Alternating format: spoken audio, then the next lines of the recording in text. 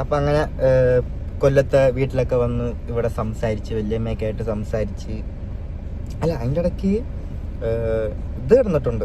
വീണയും അച്ഛനും തമ്മിൽ ഡിവോഴ്സ് കാര്യങ്ങളെല്ലാം ആയി. ഇങ്ങനെ പൈസ കൊടുക്കണം അങ്ങനത്തെ രീതിയിൽ ഉള്ള രീതിയിൽ പൈസയൊക്കെ കൊടുത്ത് ഡിവോഴ്സായി.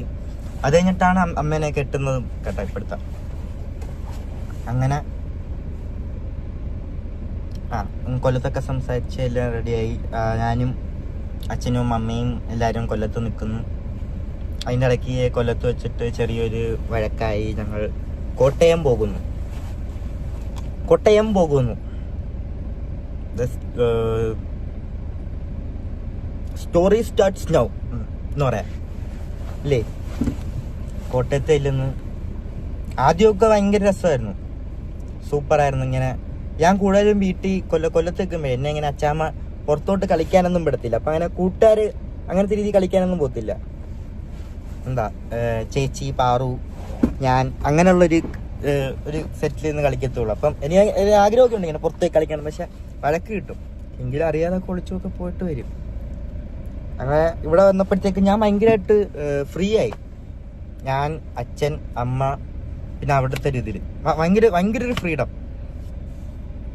ഞാൻ അച്ഛനെ എപ്പോഴും കാണുന്നു, അങ്ങനത്തെ ഒരു ഇതായി. പിന്നെ ആ ഒരു ഇത് കഴിഞ്ഞ് ഞങ്ങൾ കോട്ടയത്ത് നിൽക്കുന്നു. പിന്നെ കുറച്ച് കഴിഞ്ഞപ്പോഴത്തേക്കും എന്തൊക്കെയോ എല്ലാവരും ഇങ്ങനെ കോട്ടയത്ത് വന്ന് ആദ്യമൊക്കെ സെറ്റപ്പ്.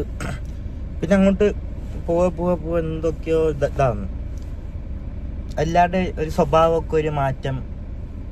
എന്തോ പറയണമെന്ന് എനിക്ക്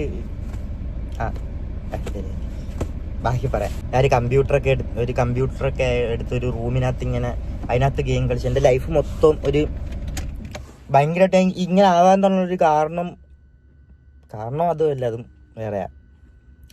ഇതൊക്കെയാണ് ഇതിൻ്റെയൊക്കെ ഒരു തുടക്കം. അവിടെ തൊട്ടെന്നാണ് എൻ്റെ ഒരു തുടക്കം. ഒരു റൂമിനകത്ത് ഇങ്ങനെ കമ്പ്യൂട്ടറും കളിച്ച് ഇങ്ങനെ അതിനകത്ത് എന്ന് പറഞ്ഞാൽ വേറെ കണക്ഷൻ ഇല്ല. അച്ഛൻ മാത്രം എൻ്റെ റൂമിൽ വരും, എനിക്ക് ഫുഡ് തരും, പോവും. ഇടയ്ക്ക് ഋതപ്പം വല്ലതും റൂമിൽ വന്നിരിക്കും. ഋതപ്പനെ ഞാൻ പിടിച്ച് മടിയിരുത്തി കീബോർഡിലൊക്കെ ഋതപ്പം കളിച്ചുകൊണ്ട് ഇങ്ങനെ ഇരിക്കും. ഇത് മാത്രമേ ഉള്ളൂ. ഞാൻ ആ റൂമിൽ നിന്ന് പുറത്തിറങ്ങത്തില്ല, ആരടുത്തും മിണ്ടത്തില്ല. എന്തോ ഒരു ഇതായി എനിക്ക് അപ്പം മുതൽ. പിന്നെ കൊറോണ വന്നിട്ട് ഋതപ്പനുണ്ട് കേട്ടോ ആ ടൈമിലൊക്കെ. കൊറോണ വന്ന് അതിനിടയ്ക്ക് അച്ഛൻ ഒരു യൂട്യൂബ് ചാനലൊക്കെ തുടങ്ങിയിട്ട് ഒരു വെബ് സീരീസൊക്കെ ചെയ്യാന്ന് പറഞ്ഞിട്ട് അച്ഛൻ കുറെ ആർട്ടിസ്റ്റുകളൊക്കെ വിളിച്ച്. ആ സമയം ലോക്ക്ഡൗൺ ആയി, ആൾക്കാർ അവിടെയും പെട്ടുപോയി. എന്നിട്ട് അതിന് വേണ്ടിയിട്ട് അവിടുത്തെ ഇതൊക്കെ ചിലവൊക്കെ തുറക്കാൻ വേണ്ടിയിട്ട് കുറെ കടമൊക്കെ വാങ്ങി. പിന്നെ അത് കഴിഞ്ഞിട്ട് അച്ഛൻ പിന്നെ നോക്കുന്നതെന്ന് വെച്ചാൽ അതെല്ലാം കഴിഞ്ഞ് അവരെയൊക്കെ നോക്കി. ഈ നോക്കുന്നതിനിടയ്ക്ക് ഈ മൊത്തം എന്ന് പറഞ്ഞാൽ ഞാൻ, അച്ഛൻ, അമ്മ, ഋതപ്പൻ, അമ്മയുടെ ചേച്ചി, അളിയൻ, അതായത് രമ്യ ചേച്ചി, അളിയൻ, അവരുടെ 2 മക്കള്, പപ്പ, അമ്മ, ഇത്രയും പേരുടെ ചിലവ് അച്ഛൻ ഒറ്റയ്ക്ക് നോക്കിക്കൊണ്ടിരിക്കുന്ന. മനസ്സിലായ? അത് ആ ടൈമിൽ ഇങ്ങനെ അച്ഛനാണെങ്കിൽ അച്ഛന് എൻ്റെ ഒരു മെയിൻ സ്വഭാവം നോ പറയാൻ അറിയത്തില്ല ആരുടെ മുന്നിൽ. അത് ഞങ്ങൾക്ക് 2 പേർക്കും അറിയാം. ഞങ്ങളുടെ കൊള്ളാത്ത സ്വഭാവം അതായിരുന്നു, നോ പറയാൻ അറിയത്തില്ല.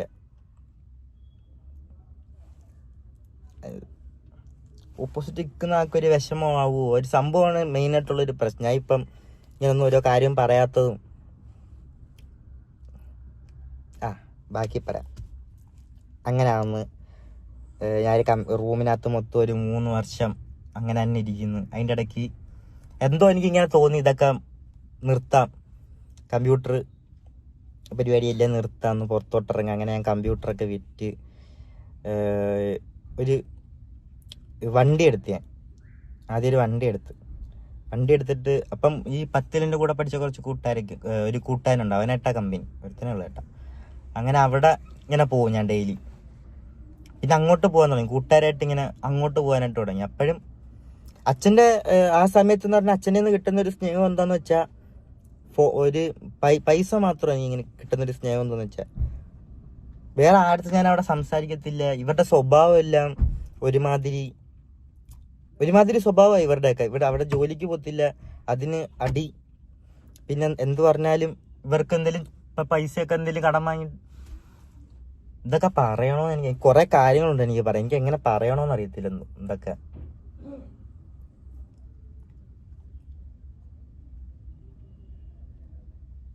കുറെ ഇതൊക്കെ ഉണ്ടായിരുന്നു, എങ്ങനെ പറയണ്ടേന്ന് അറിയത്തില്ല. മനസ്സിൽ എനിക്ക് ഇങ്ങനെ പുറത്ത് കൊണ്ടുവരണോന്ന് അറിയത്തില്ല.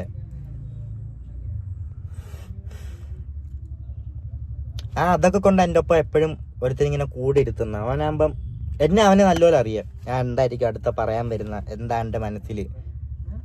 അതാ എൻ്റെ കൂട്ടുകാർക്ക് അങ്ങനെ, എൻ്റെ കൊല്ലത്തുള്ള കേട്ടോ, കൊല്ലത്തുള്ള കൂട്ടുകാർക്ക് എല്ലാം അങ്ങനെ ഞാൻ എന്താണ് അടുത്ത പറയാൻ പോകുന്നത്, എൻ്റെ ലൈഫിൽ എന്തൊക്കെ നടന്നിട്ടുണ്ട്, ഇതുവരെ എന്തൊക്കെ നടന്നിട്ടുണ്ട് എല്ലാം അമ്മമാർക്ക് അറിയാം.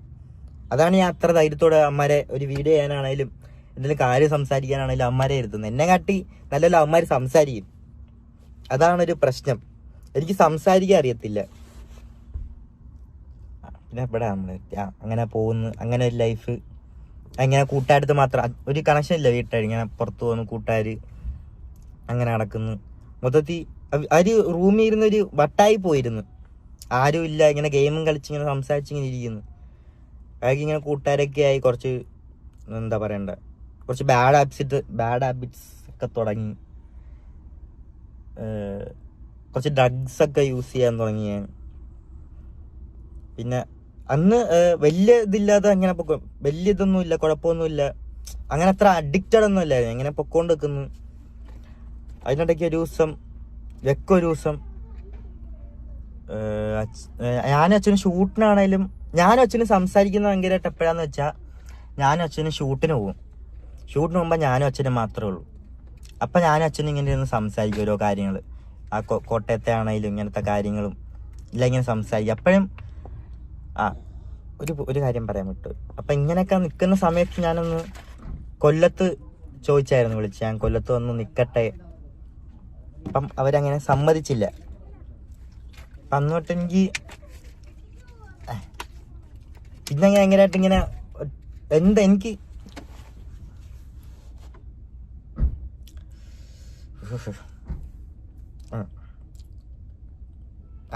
സമ്മതിച്ചില്ല. അവിടെ തന്നെ നിന്ന് അങ്ങനെ ഇങ്ങനെ പോകുന്നു.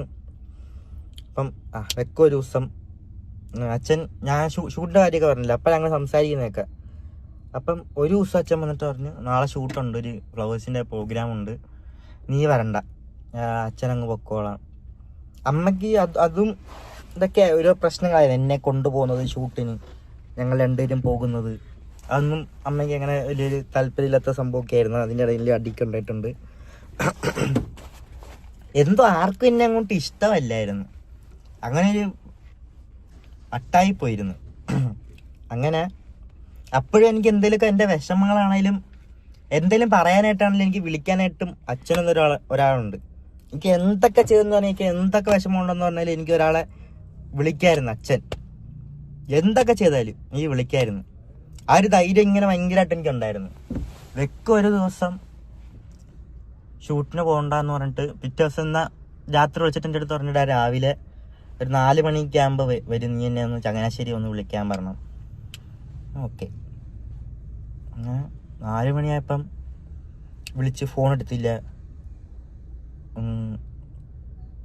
എന്നിട്ട് ഞാൻ കിടന്നുറങ്ങി. ഞാൻ വിചാരിച്ച് അച്ഛനെപ്പോഴും ഈ ഷൂട്ടിനൊക്കെ പോയിട്ടുണ്ട് ഈ ഉറങ്ങിപ്പോകുന്ന സ്വഭാവം ഉണ്ട്, അപ്പം പിന്നെ ഫോൺ എടുക്കത്തില്ല എന്നുള്ളൊരു ഇതായി. ഞാൻ വെച്ചാൽ കിടന്നുറങ്ങാം, രാവിലെ എന്തായാലും വരും. അപ്പം ഞാൻ കിടന്നുറങ്ങി. എന്നെ അമ്മ ഒന്നിങ്ങനെ തട്ടി എണീപ്പിച്ചിട്ട്, നീ അച്ഛനെന്തോ പറ്റിയെന്ന് തോന്നുന്നു, ഒന്ന് വിളിച്ചു നോക്കാം. ഞാനിപ്പം എണീക്കുന്നു, നേരെ അച്ഛൻ്റെ ഫോണിലോട്ടൊക്കെ വിളിക്കുന്നു. ഫോണിലോട്ട് വിളിച്ചിട്ട് എടുക്കുന്നൊന്നുമില്ല, ഫോൺ സ്വിച്ച് ഓഫ് ഒക്കെ പറയുന്നു. അപ്പോഴേ ആൾക്കാരൊക്കെ ഇങ്ങനെ വരാൻ തുടങ്ങി. അപ്പം എനിക്ക് മനസ്സിലായി എന്തോ ഇതായിട്ടുണ്ട്. അപ്പോഴത്തേക്ക് ഞാൻ നേരെ ആദ്യം അനൂപേട്ടനെ വിളിച്ചിട്ട് എന്തോ പറ്റിയ അനൂപേട്ട അച്ഛന്. അനൂപേട്ടൻ പറഞ്ഞിങ്ങനെ രക്ഷിക്കാൻ പറ്റിയില്ല, സോറി എന്ന് പറഞ്ഞിട്ട് ഫോൺ ഇങ്ങനെ കട്ട് ചെയ്ത്. ആ ഫോൺ എടുത്ത് എറിഞ്ഞ്, എന്തോ അനൂപേട്ട പറയുന്നത്, അങ്ങനെ അനൂപേട്ടൻ ചോദിച്ചാൽ എന്തോ അനൂപേട്ട പറയുന്ന. അപ്പം ഒരു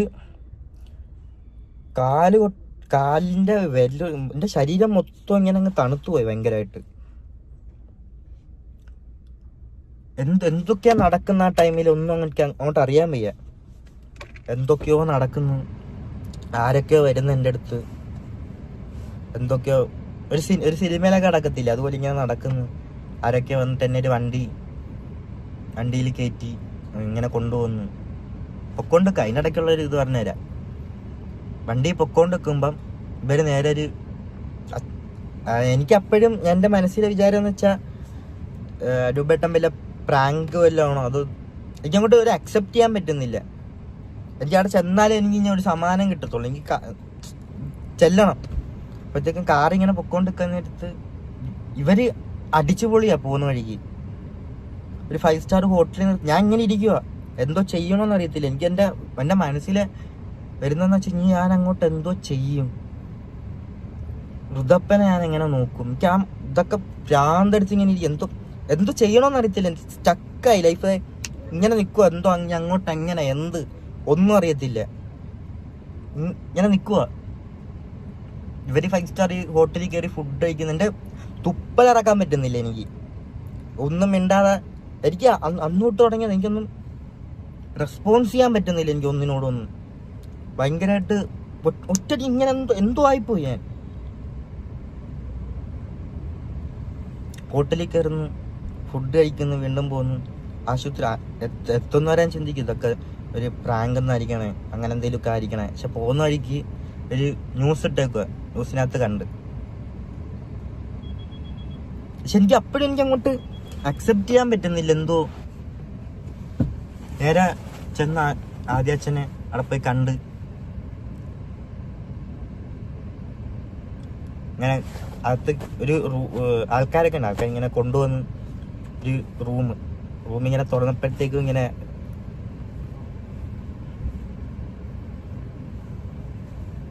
ഒരു തുണി ഇങ്ങനെ മാറ്റി കാണിച്ചു.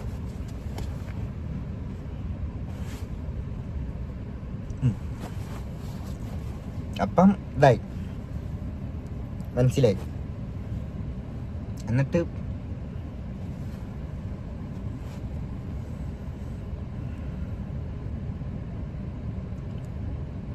എന്തോ ചെയ്യണോന്ന് ഇങ്ങനെ അറിയത്തില്ല. അങ്ങോട്ട് എന്തോ ഇതാവും. ഞാരുണ്ട്. നമസ്കാരം. ഇന്ന് ഞാൻ പിക്ക് ലൈൻ ഇട്ടാണ്. നല്ല പെയിനുണ്ട്, വീട്ടിലുണ്ട്. മുഖത്തൊക്കെ പാടുണ്ടല്ലേ, ദേഹത്തൊക്കെ ഉണ്ട്. ഭയങ്കര പെയിനാണ്. അപ്പം സത്യം പറഞ്ഞാൽ ഈ കിടക്കയിൽ കിടക്കുമ്പോൾ അല്ലെങ്കിൽ വേദന കൊണ്ട് കിടക്കുമ്പോൾ ഞാനൊരു പാട്ട് പാടി ആശ്വസിക്കാറുണ്ട്. നിങ്ങൾക്ക് പലർക്കും ഈ പാട്ട് അറിയാമായിരിക്കും, എങ്കിലും ഞാൻ എൻ്റെ രീതിയിലൊന്ന് പാടാം. ഇങ്ങനെ വേദന അനുഭവിക്കുന്നവർക്ക് ചിലപ്പോൾ ആശ്വാസമാകുമായിരിക്കുമല്ലോ. ഞാൻ വലിയ പാട്ടുകാരിയൊന്നുമല്ല കേട്ടോ. രോഗമെന്നെ പീഡിച്ചൻ, ദേഹം ക്ഷയിച്ചാലുമേ, രോഗമെന്നെ പീഡിച്ചൻ, ദേഹം ക്ഷയിച്ചാലുമേ, വേഗം വരുമെന്നാഥൻ, ദേഹം പുതുതാക്കിടാൻ, വേഗം വരുമെന്നാഥൻ, ദേഹം പുതുതാക്കിടാൻ. യേശുവിനടിസ്ഥാനം ആശയവനിലത്രേ, ആശ്വാസത്തിൻ പൂർണ്ണത യേശുവിൽ കണ്ടേ ഞാനും. സോ എല്ലാവരും എനിക്ക് വേണ്ടി പ്രാർത്ഥിക്കണം.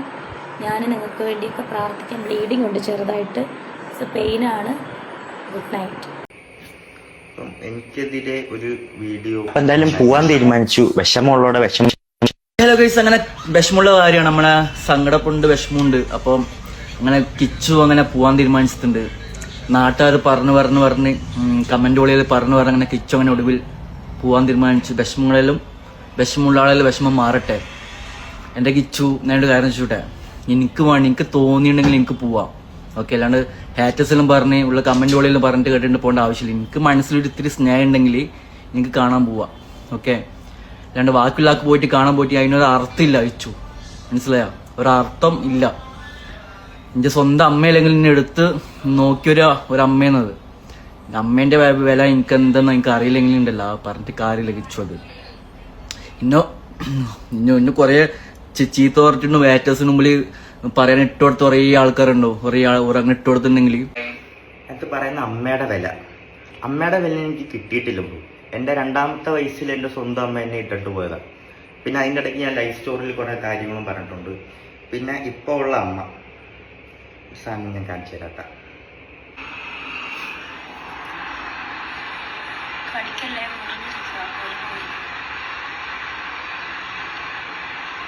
ഇതൊക്കെ നിങ്ങൾ പറയുന്ന എടുത്തു വളർത്തിയ മോൻ കണ്ട സാധനങ്ങളാണിത്, മനസ്സിലായത്? അപ്പോൾ ഞാൻ ഇത് കണ്ടിട്ട് മെസ്സേജ് ഇട്ടു.